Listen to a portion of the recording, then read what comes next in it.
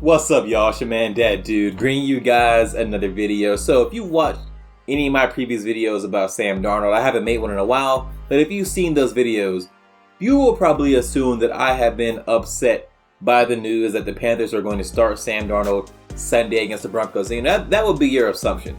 And I gotta say, that assumption would be absolutely correct, because what are the Panthers doing? I get it. I am by no means a Baker apologist. I fully admit I have plenty of videos talking about how Baker has been a disappointment, how he's been bad, and how he should not be starting for the Panthers anymore. I'm not a Baker apologist. I want to get that out of the way right now. But once you reach the part of the season where you're going back to Sam Darnold, I mean, the season's already been over, but your season is definitely over now. You're just throwing stuff at the wall and seeing what sticks. If you think in any shape or form it is a good idea to start Sam Darnold in an NFL game in the year of our Lord 2022, like, how can you think that is a good idea, even if he may possibly be the best healthy quarterback on the roster because PJ's hurt? Yeah, is Sam Darnold possibly better than Baker Mayfield? Sure, it's possible. Do I care? No, absolutely not. I'd rather they keep Baker out there, because one thing about Sam Darnold is Sam Darnold plays the game like his core ethos is, why not? Like, is that receiver triple covered, 40 yards down the field, is a tight window throw? Why not? I can try it anyway, Is this defensive tackle come bearing down on me unblocked when I have my running back wide open in the flat? Should I make that pass, or should I try to shake off this 300-pound defensive lineman? Why not? I'll give it a shot.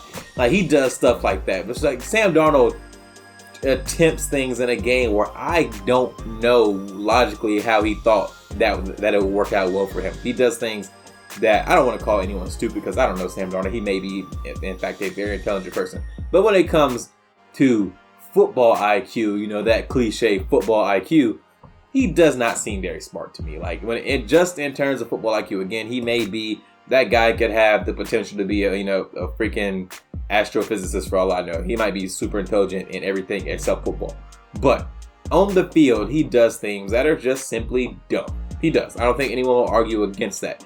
Now, when it comes to Baker plays badly, but I never see Baker do things where I would categorize it as dumb, or where he tries to make a play where I'm like, oh, I don't see what you were trying to do there. Well, he does make some questionable throws, but even the questionable throws he makes, I can kind of rationalize, okay, I see what you're trying to do. He doesn't seem as if he doesn't have a grasp of the game. He just isn't good. Whereas Sam Darnold really seems like he just doesn't have a grasp of the game. And with that being the case, I don't see how any team can think it's a good idea to put Sam Darnold out there. They really are just throwing stuff at the wall and seeing what sticks. And that, I get it, because Baker played badly last week. Maybe they feel like, we got to make a change. But making a change just for the sake of making a change, to me, is not a smart way to run a team.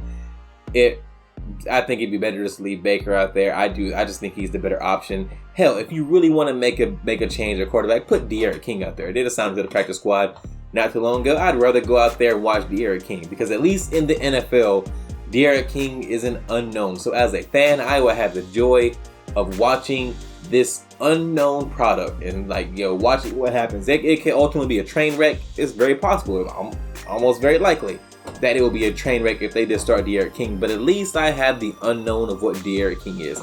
I know what Sam Darnold is. You know what Sam Darnold is.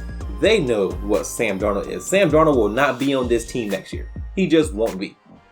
What is the point of playing him in this game? The coaches might say that, hey, we think we have to attempt to win. He's the best healthy quarterback on the roster, so we got to try to win the game for the sake of our players. And Steve Wilkes is still fighting for his for a job, all that kind of stuff. But if you reach the point on your team where you think Sam Darnold gives you the best chance to win, that is such a damning statement about your team, about the situation, about your circumstances, where you think Sam Darnold gives you the best chance to win, because he's Sam Darnold.